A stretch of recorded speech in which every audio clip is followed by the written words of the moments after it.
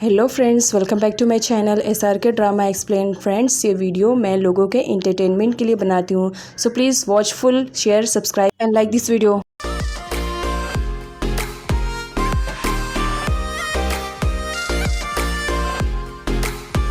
ईट uncle उनके साथ temple के पास आया था ये जानने के लिए कि कौन है जो उसे मारना चाह रहा है। तभी वो देखता है कि वहीं पर जिरसिया की मॉम और वी दोनों फूड सेल कर रहे होते हैं।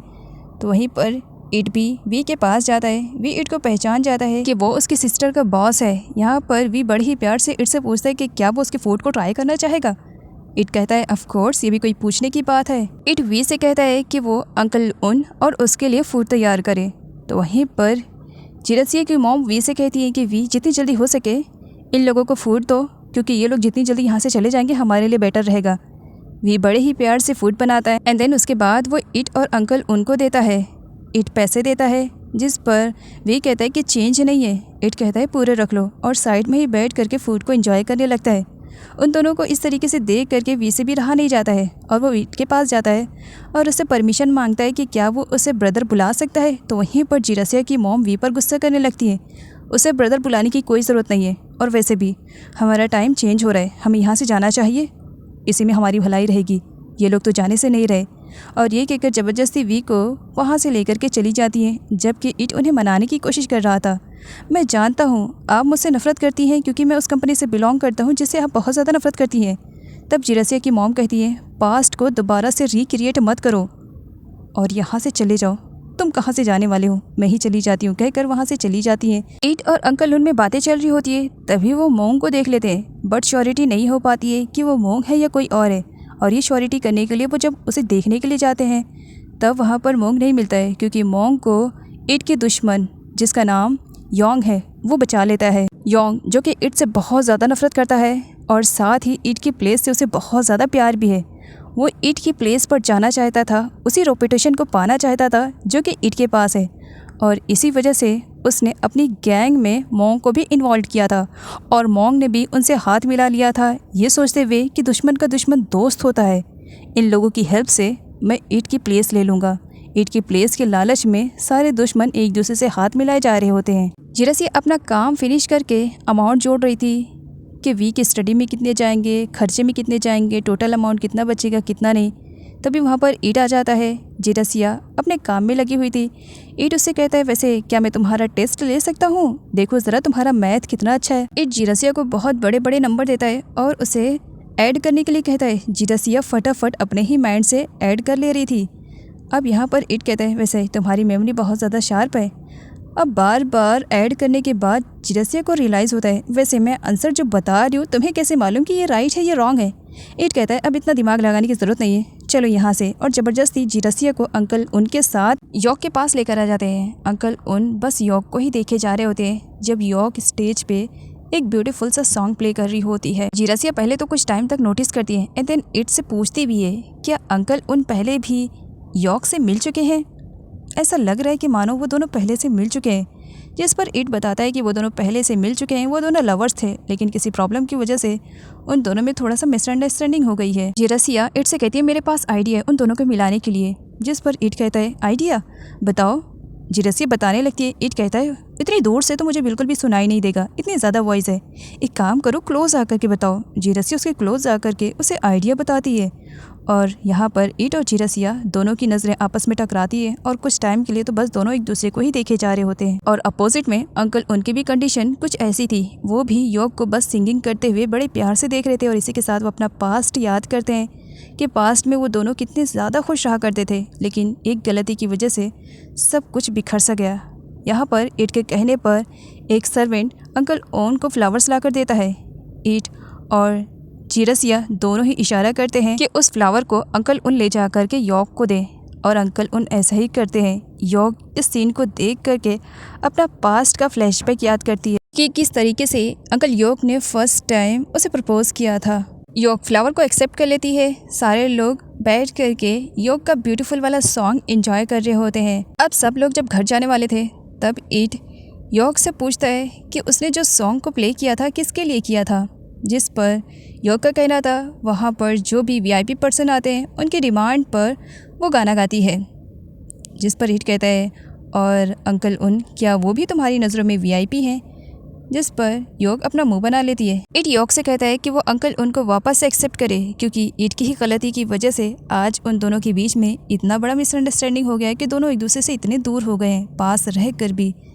साथ ही उन दोनों को बात करने का सजेशन भी करता है। एक्चुअली पास्ट में अंकल उनको ईट के कहने की वजह से ऐसे प्लेस पर जाना पड़ा था जहाँ पर योग नहीं चाहती थी कि अंकल उन जाए, और अंकल उन ने उस वक्त योग से बहुत ही रूड तरीके से बात की थी ताकि वो उनके प्लानिंग में ना इन्वॉल्व हो सके, क्योंकि उसकी जान को भी खतरा हो सकता है। और उसकी जान को बचाने की वजह से उन्होंने सारा ब्लेम खुद पर ले लिया था और खुद ही को गलत साबित कर दिया था, जिसकी वजह से योग उनसे नफ़रत करने लगी थी। लेकिन आज जब यहाँ पर उसे सच्चाई के बारे में पता चलता है तो उसे अच्छा लगता है। साथ ही वो प्रॉमिस भी लेती है कि नेक्स्ट टाइम वो कोई भी ऐसी चीज़ उससे नहीं छुपाएंगे जिसकी वजह से उन दोनों के रिलेशनशिप में मिसअंडरस्टैंडिंग क्रिएट हुए।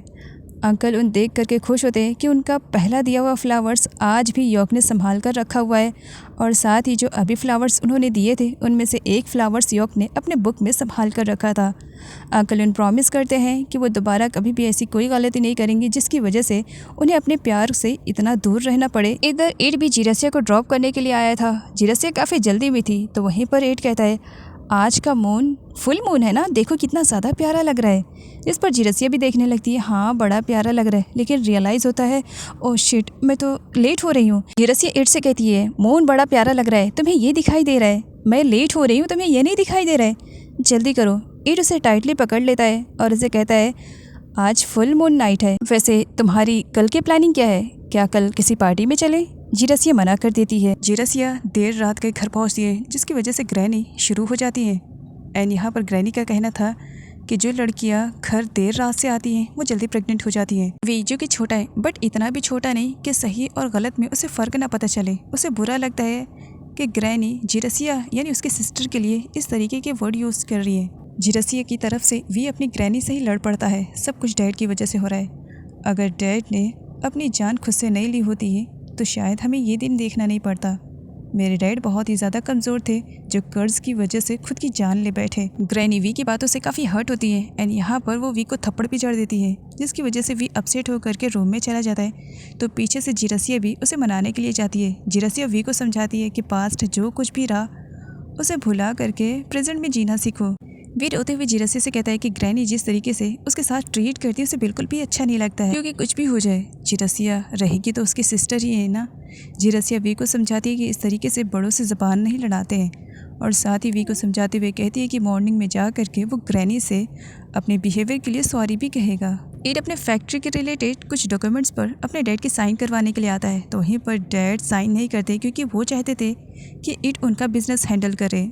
लेकिन ईट का कहना था कि आपके बिज़नेस में मुझे बिल्कुल भी इंटरेस्ट नहीं है, उसे हैंडल करने के बारे में तो मैं सोच भी नहीं सकता हूँ, लेकिन हाँ ये मेरी फैक्ट्री बहुत ही ज़्यादा इम्पोर्टेंट रखती है मेरे लिए। जहाँ पर डैड का कहना था उस कार के मॉडल्स को सेल करके तुम्हें क्या मिलेगा। इस पर ईट कहता है मुझे ये मिलेगा कि मैं आप लोगों के साथ रह कर भी आप लोगों जैसा नहीं हूँ। अंकल उन ईट से पूछते हैं कि सब कुछ ठीक रहा, जिस पर ईट कहता है ठीक तो नहीं रहा लेकिन सब कुछ ठीक हो जाएगा। ईट वहाँ से जाने लगता है। अंकल उन कहते हैं इस तरीके से अकेले वो कहीं ना जाए, बल्कि वो उसके साथ चलेंगे। ईट कहता है वैसे मेरी वजह से आपकी पास्ट वाली लाइफ काफ़ी स्पॉइल हो गई थी, अब जब वो सही लाइन पर आई है तो आई थिंक आपको उस पर फोकस करना चाहिए। ईट यहाँ पर अंकल उनसे कहता है कि योग के साथ वो थोड़ा सा ज़्यादा टाइम स्पेंड करें और उन्हें जब दोबारा से मौका मिला है तो इस मौके का वो प्रॉफिट भी उठाएं। मॉर्निंग में ग्रैनी मैंगो शेक बनाती है, तो वहीं पर जीरसिया सबको गुड बाय बोलती है ऑफिस जाने के लिए। साथ ये भी बोलती है कि फैक्ट्री से वापस आने के बाद वो अपनी मॉम के कामों में हेल्प करेगी। इस पर मॉम का कहना था तुम अपनी ग्रैनी की हेल्प कर दो वही काफ़ी रहेगा। तभी वहाँ पर एंट्री हो जाती है वी की।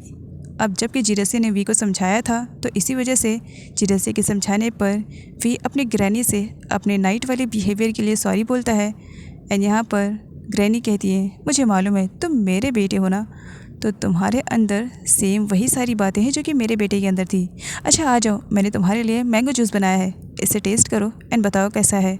ईट अपनी कंपनी में कुछ कार्स को सेल करने वाला था, इसी वजह से वो अपने एम्प्लॉय से बात कर रहा था। साथ ही उसे ये भी समझाता है कि लास्ट टाइम की तरह कुछ भी गलती ना हो, सेल करने से पहले प्रोडक्ट की अच्छी खासी छानबीन करके उसके बाद ही सेल करना। जीरसिया जब अपना काम फिनिश कर लेती है तब वो ईट के पास जाती है। ईट जीरसिया को अपने बारे में बताता है, जहाँ पर जीरसिया को मालूम पड़ता है कि इट माफिया लोगों के साथ रहकर भी उन लोगों के जैसा नहीं है। उसकी थिंकिंग दूसरे लोगों से अलग है। वो माफिया स्टाइल में रहता ज़रूर है, लेकिन उसकी हरकतें एकदम नॉर्मल पर्सन की तरीके ही है। यॉक अंकल उनके साथ टेंपल में आती है अपनी हैप्पी लाइफ को स्टार्ट करने के लिए, जहाँ पर वो गॉड से प्रे करती है कि उन दोनों का रिलेशनशिप कभी भी ख़राब ना हो। फ्यूचर में चाहे जितनी भी परेशानियाँ आ जाए, लेकिन वो दोनों एक साथ रहेंगी। अब यही सब यॉक कह रही होती है। अंकल उन्हें स्माइल कर रहे होते हैं, जिस पर यॉक कहती है, क्या तुम्हारा टर्म नहीं आया? क्या तुम नहीं कुछ बोलोगी? आगे यॉक टेंपल से बाहर निकलने से पहले एक कार्ड लेती है जिसमें फ्यूचर के बारे में बताया जाता है। अब यहाँ पर यॉक को उसके फ्यूचर के बारे में हिंट मिलता है कि फ्यूचर में वो अपने प्यार से बहुत जल्द दूर हो जाएगी। एक एक्सीडेंट में वो शायद ही अपने प्यार को खो दे। इसकी वजह से वो काफ़ी परेशान हो जाती है। तो वहीं पर अंकल उनका कहना था, इन सारे कार्ड्स में बस यूं ही कुछ भी लिखा रहता है, तुम इन सारे कार्ड्स को माइंड में मत रखो, ठीक है? जिस पर यॉक कहती है, लेकिन ये सच में हमारे फ्यूचर को शो करता है। अंकल उसका माइंड डाइवर्ट करते हैं कि इस वक्त तुम कुछ ओवर ही थिंकिंग कर रही हो, सब कुछ ठीक है, चलो यहाँ से। लंच टाइमिंग में जिरेसिया को रियलाइज़ होता है कि वो तो अपना लंच बॉक्स लेकर ही नहीं आई है। अब क्या उसे भूखा रहना पड़ेगा? इट को जो मालूम पड़ता है तो वो जिरेसिया के साथ रेस्टोरेंट चलने की बात करता है। अभी जिरेसिया कुछ बोलती उससे पहले वहाँ पर वी की एंट्री हो जाती है, जो कि उसका लंच बॉक्स लेकर आया हुआ था। जिरेसिया इट से कहती है, अब 2 की जगह पर क्या 3 चल सकते हैं रेस्टोरेंट में? जिस पर इट रेडी हो जाता है। अगले सीन में तीनों को रेस्टोरेंट में दिखाया जाता है, जहाँ का खाना खा करके वी तो बहुत ही ज़्यादा इम्प्रेस हो जाता है। मैंने तो कभी सपने में भी नहीं सोचा था कि मुझे यहाँ पर आने का मौका मिलेगा। यहाँ की फूड तो बहुत ही ज़्यादा डिलीशियस है। एंड यहाँ पर वी को दिखाया जाता है जो इट के साथ अपनी जान पहचान बढ़ाने में लगा हुआ था। जिरेसिया वी से कहती है कि इस तरीके से किसी के पर्सनल मैटर में इंटरफेयर नहीं करना चाहिए, और वो यहाँ पर खाना खाने के लिए आया है तो सिर्फ और सिर्फ अपने खाने पे फोकस करे। इट जिरेसिया को शांत करता है एंड वी से कहता है, तुम्हें जो कुछ भी पूछना है तुम पूछ सकते हो, लेकिन माफिया के रिलेटेड कुछ भी मत पूछना। इट जिरेसिया की कंपनी को एंजॉय करना चाह रहा था, लेकिन बीच में वी आ जाता है। वी और जिरेसिया एक साथ खाने में और बातों में लगे हुए थे। इधर मोंग को दिखाया जाता है, जिसने दुश्मनों के साथ हाथ मिला लिया था और यहाँ पर वो खुद को बहुत पावरफुल पर्सन समझ रहा था। मोंग मोई को बताता है कि उसने कुछ बंदों को हायर किया है और आज ही इट का काम तमाम हो जाएगा। मोई कहती है, इसके बारे में तुमने मुझे पहले क्यों नहीं बताया? जिस पर मोंग कहता है, प्लानिंग पहले से ही हो चुकी थी। क्यों? इट को लेकर के क्या तुम्हारे दिल में कोई फीलिंग्स जग गई है क्या? मोई मना करती है, मेरे दिल में उसके लिए फीलिंग्स बिल्कुल भी नहीं। यहाँ पर वी को दिखाया जाता है, सारे लोग मिल करके मूवी देखने जा रहे थे। ये उन्हें बुला ही रहा होता है, सडनली कुछ लोग आ जाते हैं। ये वही लोग रहते हैं जिन्हें मोंग ने हायर किया था। आते से ही वो लोग जिरेसिया और वी को अपना टारगेट बना लेते हैं एंड देन यहाँ पर इट को कमज़ोर साबित करने लगते हैं। इट से कहते हैं कि वो गन फेंक दे, वरना इन दोनों की जान वो लोग ले लेंगे। इट गन को फेंक देता है।